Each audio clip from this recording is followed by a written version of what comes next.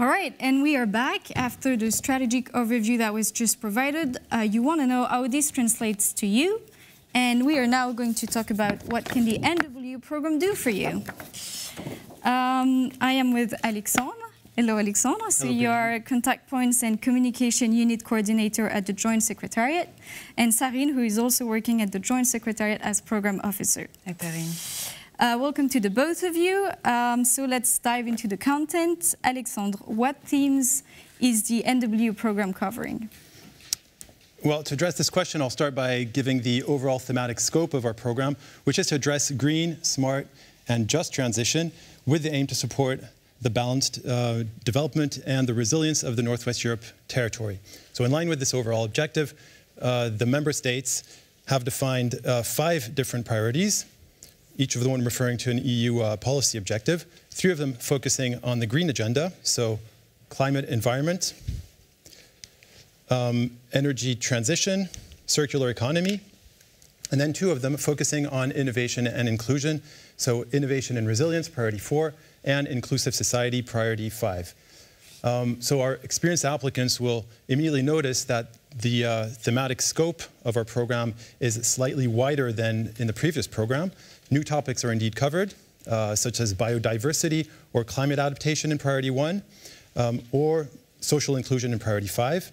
And then, in addition to that, the new program is also addressing some topics, some similar topics, with a different angles, with a different approach. That's the case for priority 4 in particular, which addresses innovation, or to a certain extent priority 2, which we will detail in a little bit further.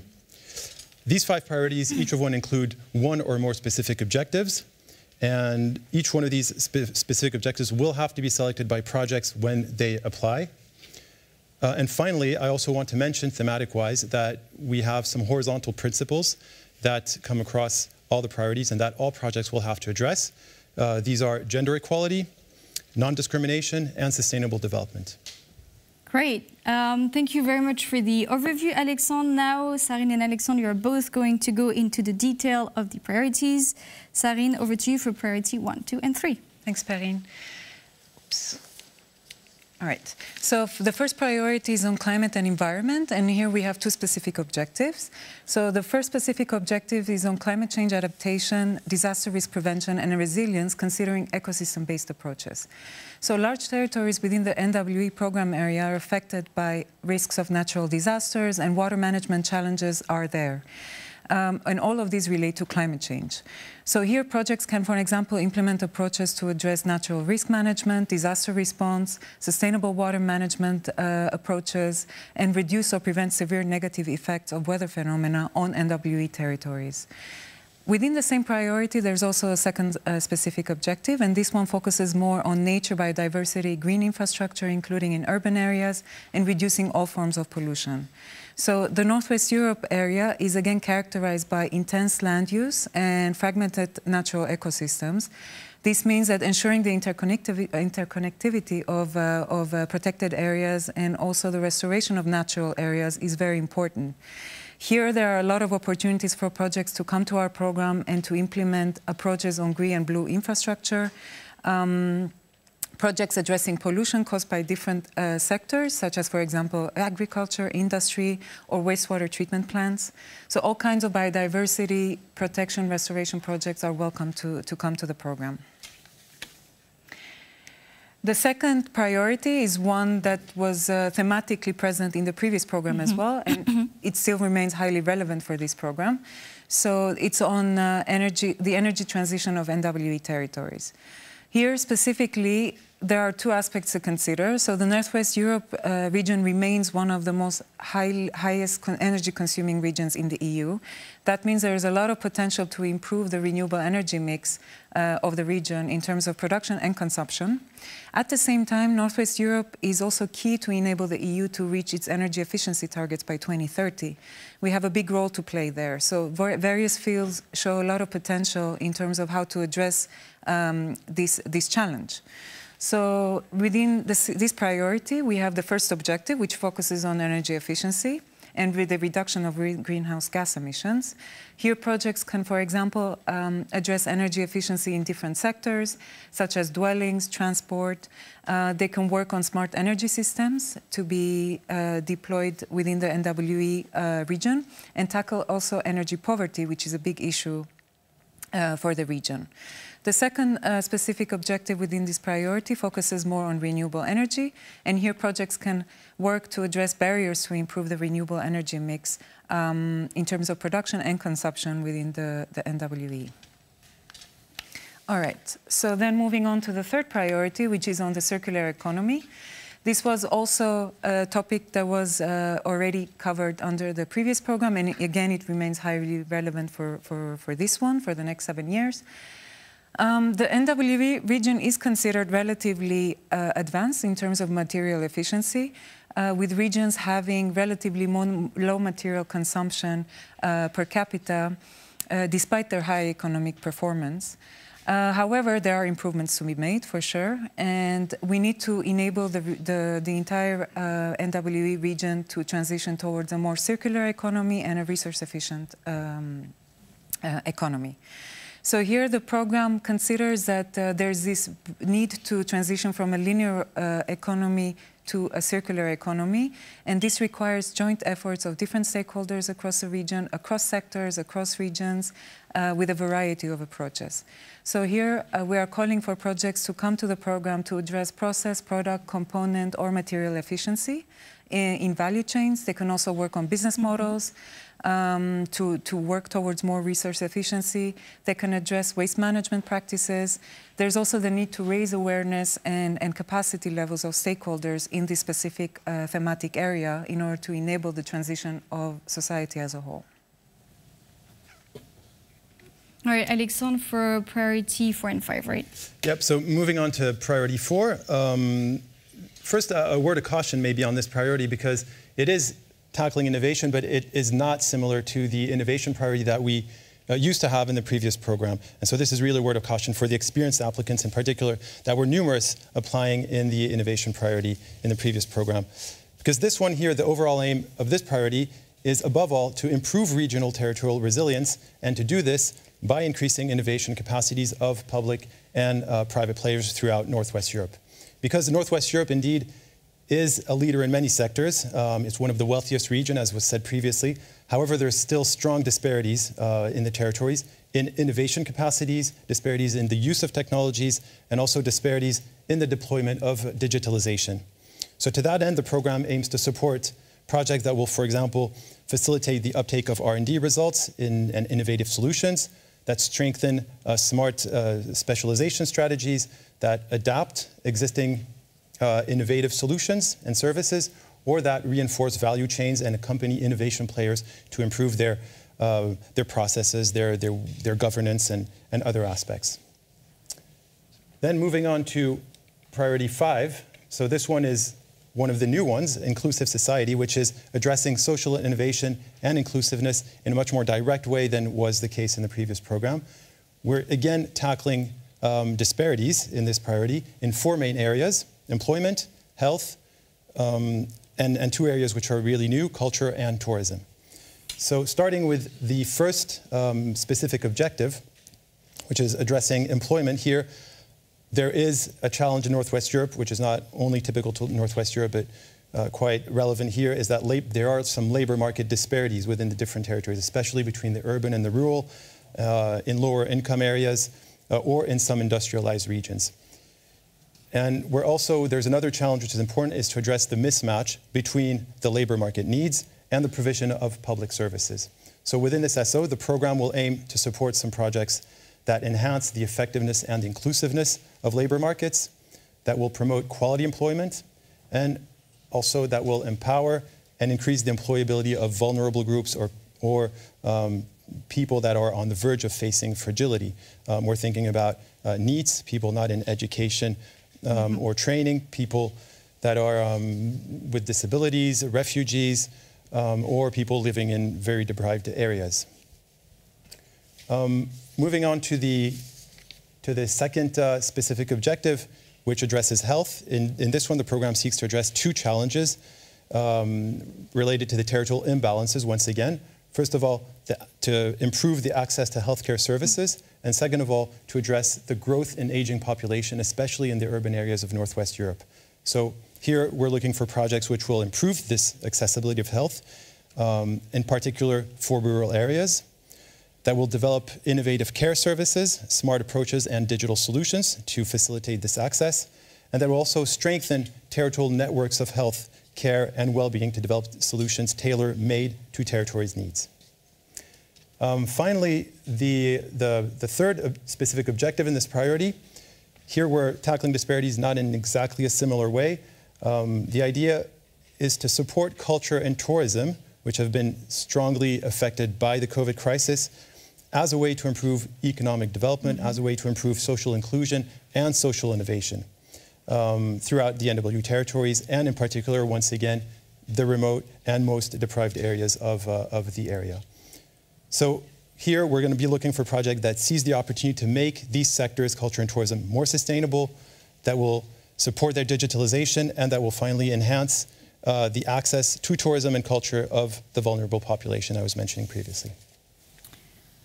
All right, so you've covered the topics that our program offers. They're very numerous. We've seen that. Alexandre, what is the expected impact of projects then? So, well, what's the impact of projects? I have to start by describing what type of projects we're actually expecting. So obviously, as a transnational cooperation program, the main aspect that we're going to be looking for is projects that have the capacity to tackle common challenges through cooperation. And the challenges must be clearly identified as specifically relevant for the Northwest Europe area. So that's the first aspect. Then, which was already existing in the previous program. Then on other aspects, there's a slight shift in the type of projects we're looking for. The main shift is that we are having a stronger focus on dissemination, uptake, and rollout of the approaches, tools, or solutions that projects will be developing. This means that we're going to be looking for projects which not only develop, test, and adapt their approaches, but also implement them in the framework of the project in various contexts to ensure that this dissemination, the uptake, and the rollout actually happens. Another important aspect concerning type of project is that projects need to have an added value to the existing situation. This is something that we're going to be asking starting in the Step 1 application form.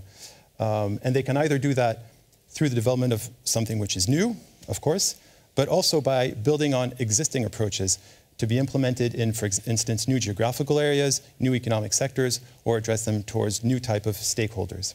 And finally, I mean, linked to everything I said previously, it also means that the type of projects we're looking for is typically not fundamental or applied research that will not be relevant for a program. Right, something concrete. Sarine, what are projects asked to deliver then? Actually, before we go into that, we keep getting some big questions from the audience coming in, especially one really related to UK partners. So one thing that a lot of people have been asking right now is, in this new program, will UK partners be eligible or not? All right, we want to get this question out of the way, maybe. Sarine or Alexandre?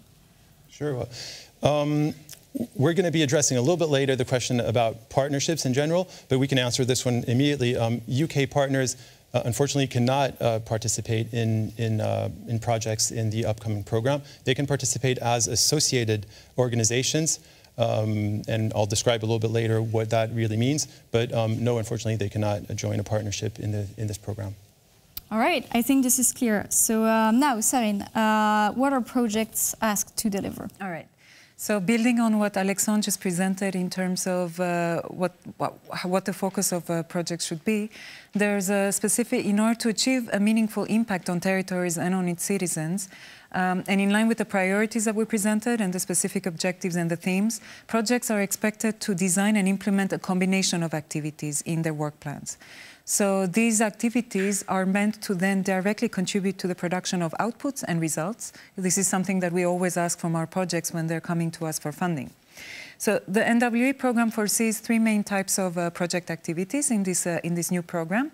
And we are asking projects to try to incorporate at least two of them in a given project. So the three main types are listed on the slide, and they refer to the elaboration and implementation of joint strategies and/or action plans. The second type of activity is the joint implementation of pilot actions, tools and/or solutions. And the third one is activities that focus on capacity building and awareness raising, and this includes trainings. So for all these type of project activities, the NWE program reimburses 60% of a maximum of 60% of total eligible costs. This is known as the ERDF funding. When you're building your application, you're going to see these terms popping up. And then beneficiaries are expected to contribute the remaining, which is usually 40%. And this is known as a partner contribution, or also known as match funding.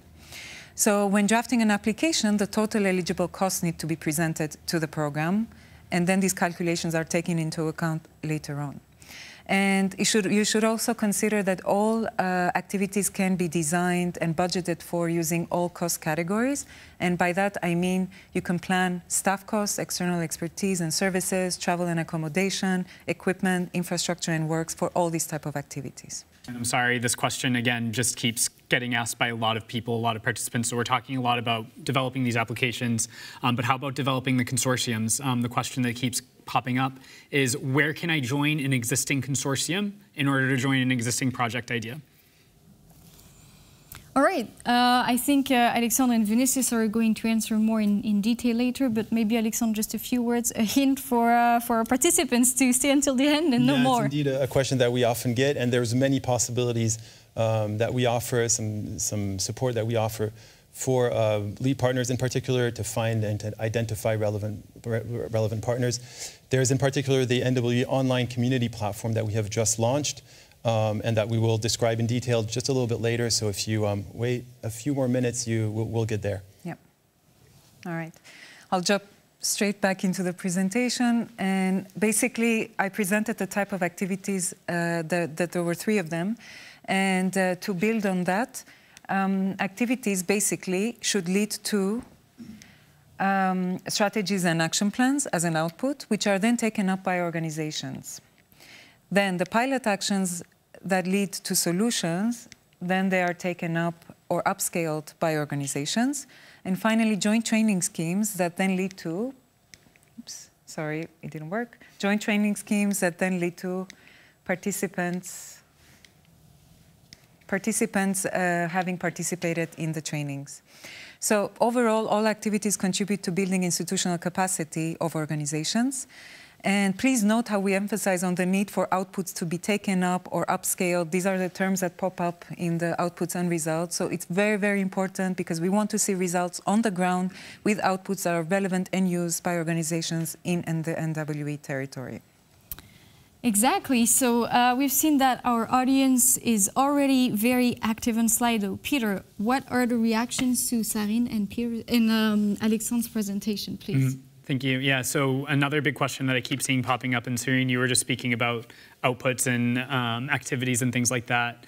Are there any main differences that you would highlight with the former Northwest Europe program as well? What are the main differences with the former Northwest Europe program? All right. What are the differences with the 2014-2020 period, as we may have a lot of participants which already applied or even run a project? What can you tell them? Sarine? Sure. The main difference is that for this current program, all outputs and results are the same for all priorities and specific objectives. If you remember, in the old program, we had specific outputs and results indicators that we were asking projects to contribute towards under priority 1, 2, or 3. So here it has been in a way simplified because it's much clearer. All of our projects are supposed to do the same, are supposed to contribute to the same outputs and to the same results. Furthermore, here we are talking about tangible things. We are not that in the previous program we were not, but they were counted differently. While there we were asking for the innovation capacity to have increased by the number of organizations that were supported, here we're really talking about strategies, action plans, pilot actions, solutions. We want to see real things that come out of projects that has an impact on the ground and contribute to building institutional capacity of organizations in the NWE territory. Right. Anything else, Alexandre? Yeah. Yeah, I could add, I mean, that's on the type of project, type of activity, and then on the thematic aspect, there are some new themes. I think we pointed them out. Priority 1 is almost fully new with climate and environment. Biodiversity is something that we weren't addressing in the previous program. Climate adaptation we weren't addressing either. And again, on Priority 5, culture and tourism, these are really brand new topics which our program is addressing, something radically new. Perhaps the fact that we have 1,000 participants today is linked to these new topics that we're addressing and is enlarging our attractiveness. Absolutely, a lot of opportunities. Peter, anything else? Yeah, there's one that is just popping up that I want to address as well now that we're talking about the priorities and a little bit more the content. It's about the need to focus on policy. So the question that's been asked is, do the projects presented need to focus on policy?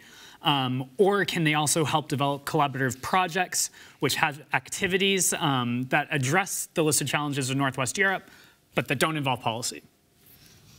All right, that's quite a long question. So, do projects need to focus on policy, or can they also develop collaborative projects which have activities to address the challenges that were mentioned earlier by Anne and Mathieu? Who wants to take it? Sarine, go ahead. Yeah. So, good question. Indeed, we are outlining 3 main types of activities that we envision projects to undertake, but this is not limited. This list is not limited. The projects are not limited to this list. They can also undertake additional activities. If you look at the type of activities that we have presented, strategies and action plans geared towards more the policy-making side, while pilot actions that lead to tools, solution, practical outcomes are geared towards, are not necessarily policy-oriented things, but perhaps something a little bit more practical. So the point is the program is pretty flexible in this regard, but we have outlined the main 3 types of activities we expect projects to contribute. And as I said, all projects need to be able to contribute to at least 2 of those at a given project. So they can enlarge their scope as long as it fits with the objective outputs and results. And they can do additional things in addition to what we presented as long as they also have a focus on these. All right, so flexibility within a given framework. Peter. Yeah, so I'm going to go back to a bit more of a technical question this time that's coming up from the audience as well, and this relates to match funding this time.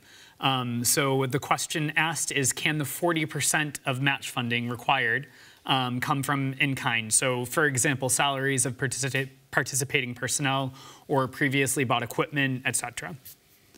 Quite a technical question about finances. Can the 40% be in-kind? Who wants to take that? I can take it. So first of all, this is more of a question relevant for the Step 2 application phase, not the Step 1.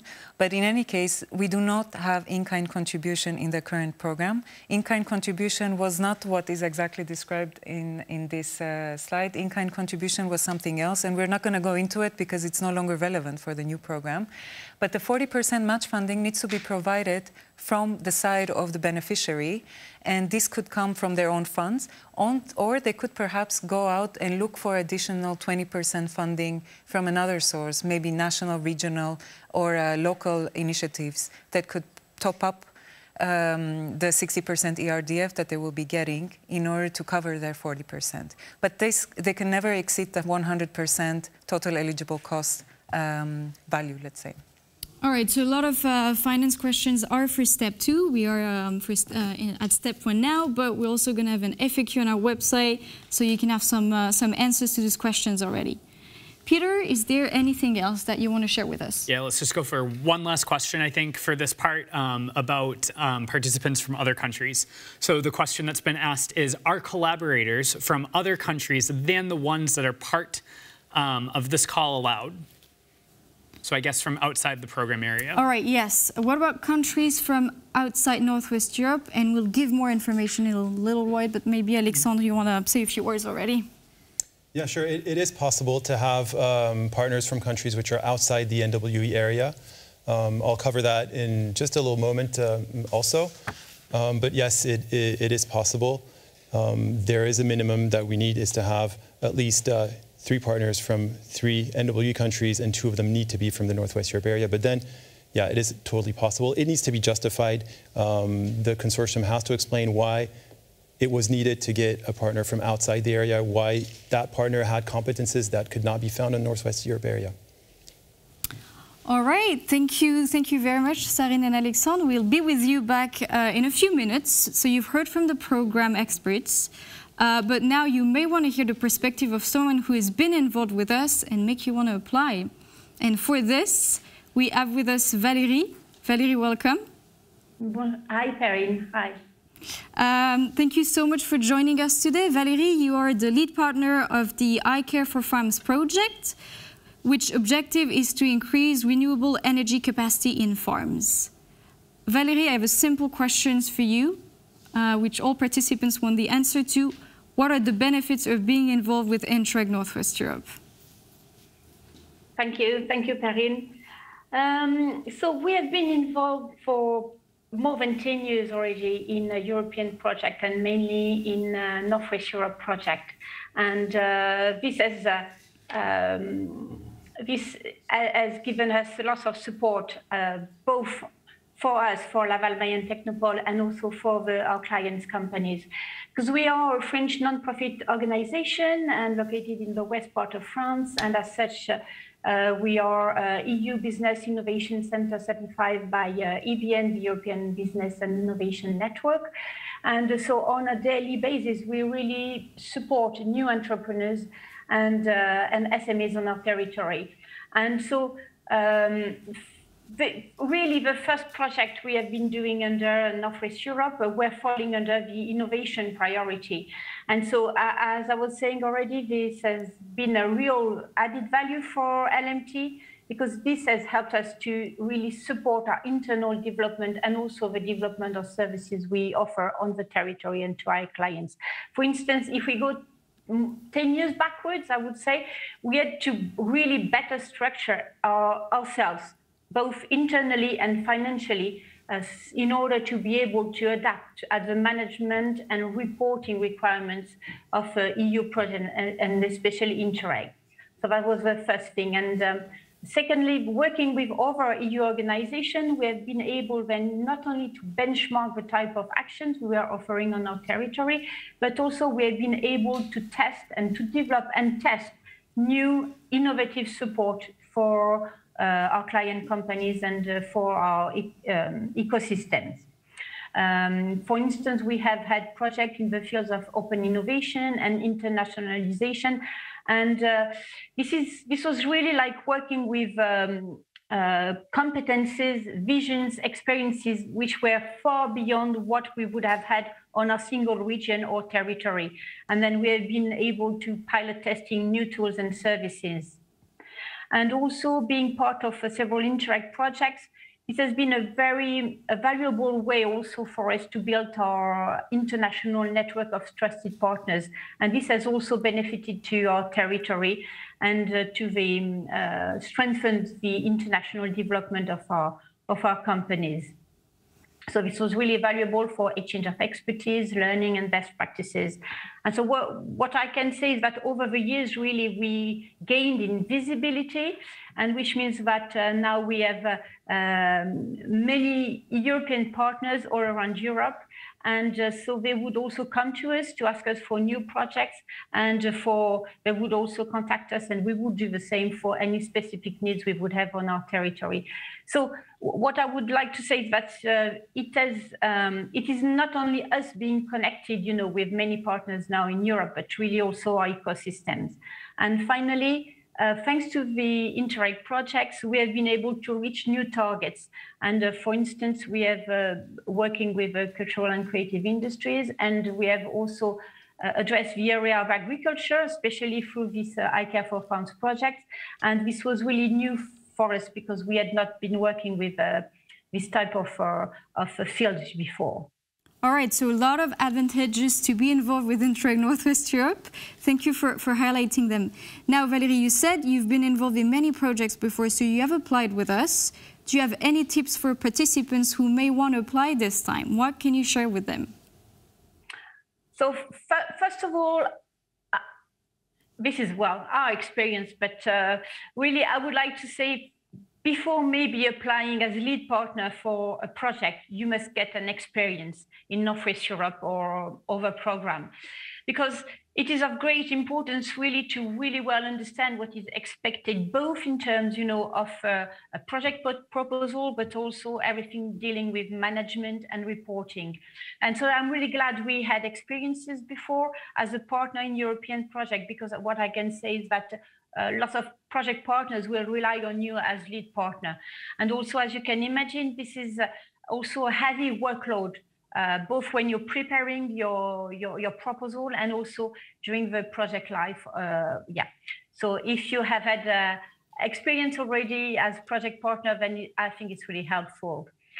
And what I wanted to highlight also, it has been said already previously, but it's really important for me to clearly state why your project is relevant to the Northwest Europe region and what is really the pain that your project will be answering. And this needs also to be well quantified. And this is for me, it's of main importance really to build your proposal, to build your partnership, and to be able then to have an impact. And for instance, in our project, we started from the point that there was a very high level of CO2 emissions in agriculture, in the agricultural sector in Northwest Europe, and with a low uptake of solar thermal energy. And this is what we wanted to change, and to reduce the greenhouse gas effect, and to have a better market uptake of solar thermal energies. All right, thank you, Valérie. This is really relevant for our audience, and may I highlight that we'll also need to read the program manual. I think Valérie has made that clear, that there's a lot of expectations that are explained in there. Peter, do we have a question for Valérie from the participants? Indeed we do. There's one participant that's asking, actually several, that are wondering if Valérie could go into a little bit more detail about how her organization was able to find the 40% match funding. Just an experience and maybe some suggestions on where to look. Valérie, what can you tell us about where to get the match funding? So really the match funding for us, we got it on our organization funds. That was maybe rather easily on our side, because all the projects we have been doing are really much online with the strategy of our organization, and this is really important. And so, because every time we developed new services, as I said, and so it was quite easy to find the match funding, for the project we were carrying out. All right, I think we have time for another question. So go ahead, Peter. Yes, so we were going into detail before, and Valérie was speaking a lot about relevant projects and making sure that a project is relevant. There's one about financing laboratory research. Is it possible in this program, is it relevant to be financing laboratory research? All right, in this program, I don't know, maybe Sarine and Alexandre want to say something about this. And then we can have Valérie for a final word. Yeah, sure.